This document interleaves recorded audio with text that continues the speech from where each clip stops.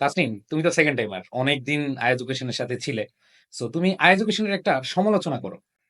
সমালোচনা, হ্যাঁ, আসলেই সমালোচনা করা দরকার। আ এডুকেশন যখন ভর্তি হয়েছিলাম তখন বলছিল যে শুধু একটা কোর্স যে second time optimistic batch foundation কোর্সটা দিবে। কিন্তু ওইটা দেওয়ার সাথে, সাথে গিফটে কতগুলা কোর্স দিয়ে দিছে। এরপরে কথা ছিল যে বাংলায় আর ইংলিশে ৩৫ টা করে ক্লাস দেওয়া হবে। কিন্তু মহসিন ভাইয়া, সুফিয়ান ভাইয়া এরপর জিকে তে ৩০ টা ক্লাস দেওয়ার কথা। কিন্তু ওই ক্লাস ৩০ টা ক্রস হয়ে যাওয়ার পরেও অনেকগুলা টপিক বাকি থাকলে ওই টপিকগুলা শেষ করানোর পরে আমাদের ফাউন্ডেশন কোর্সটা শেষ করছে।